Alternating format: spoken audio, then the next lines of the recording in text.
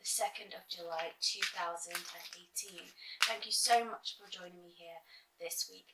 I apologise in advance if there is a little sniffling going on in this video. I'm currently suffering from hay fever, and if you have that this time of year yourself, I feel your pain, but we're going to get through our reading no matter what. So this week we are going to pull 3 cards to symbolise the beginning of the week, the middle and the end of this week, to see what energies are influencing us this week, working with us this week, and how we can put plans in place to navigate through that. So the first card that comes up for us for the beginning of the week is card number 7, and it's community. This reminds me very much of the 3 of Cups in Tarot. We have these 3 women there, and they are surrounded by this abundance, really. There's fruits, there's gold, there's butterflies, there's like these chalice goblet things, and it's about celebration. This could mean that we attend a wedding, or there's some sort of family gathering or friendship gathering. It could mean that we get involved in something within our community. Maybe we watch the football with our community. Maybe we sign up for a project. It's about not isolating ourselves in any way in the beginning of this week. Collaboration is key. So if we find that we are struggling in whatever area of our lives that may be, community could really be the answer to that. Giving support to others, but also allowing ourselves to receive support from others. Because when we work as a team, we can achieve so much more, but it's finding that team that, firstly, we resonate with. We might not all resonate with the same sort of team. We might not all resonate with the same sort of tribe, if you want to call it that. So it's important that, we find people we resonate with, and if we do, then we put in maybe some effort to build those friendships. And we can really pray on that and ask whatever higher power that you believe in for help in guidance in finding those friendships and finding that tribe within our lives. The second card is number 50, and it is Angel of Strength. This reduces down to number 5, and we've said in other readings that 5 is the number of change. A little bit like the Strength card in Tarot in a way. I'm really getting the vibe that the angel in this image is Archangel Ariel. I don't know, you might pick up a different angel from this image, but for me it's Archangel Ariel that's coming through very strongly. Archangel Ariel is the angel of our material plane, so anything to do with the environment, anything to do with animals, finances, the oceans, the stream, anything to do with this physical 3D reality. Archangel Ariel works very closely in helping us with that. So if we are worried about the environment or our financial situation or our material situation, that is an angel we can go to for some support. But also we may have to find some deep inner strength at the middle of this week rather. We may have had some news that dampens our spirits, or we may just be feeling drained, exhausted. Maybe the hay fever's getting on top of you. Angel of Strength, knowing that yes, there may be challenges in life. We can't avoid that. Unfortunately, we'd all love to not have those challenges and just for every day to just be this wonderful, bright and beautiful day. But even if the sun is shining and the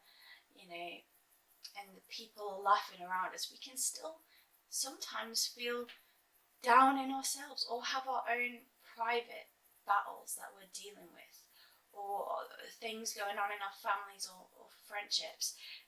Angel of Strength, it's important to just remember, we just got to keep that strength and just know that most things are figure outable, and there is always, life is this journey. And this is something that I'm constantly working on myself, so I don't want this to sound preachy, but life is this journey where these obstacles might pop up a bit like a video game. We just got to navigate around them or push through them, but this Angel of Strength is really helping us. And then the final card is card 22, which is a master number, 11, 22, 33, and so on. These are called master numbers. Very high in angelic energy. The word on this card is yin and yang. So it's like these two halves of ourselves coming together. This very often represents our masculine and feminine energy. This is nothing to do with our gender or our sexual orientation or anything like that.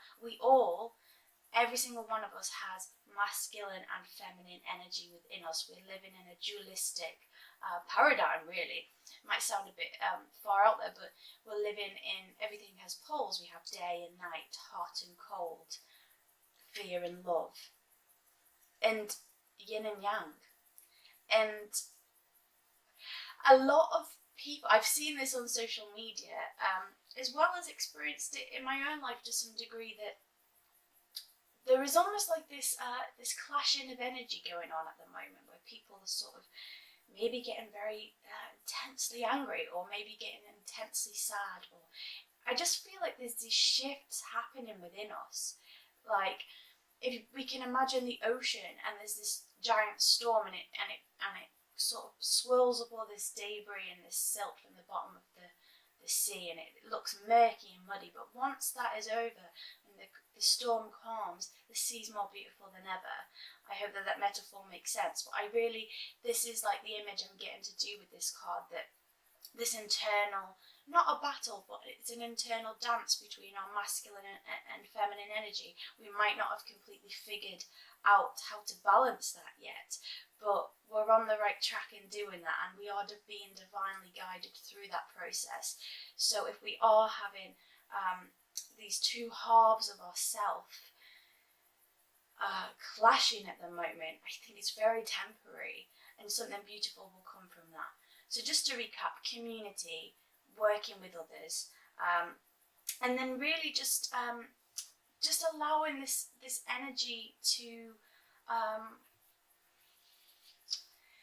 just sit within us. We know that there will be challenges in life, but we have this angel of strength working with us all week. And don't give up. We're not to give up, is the main message that's coming through.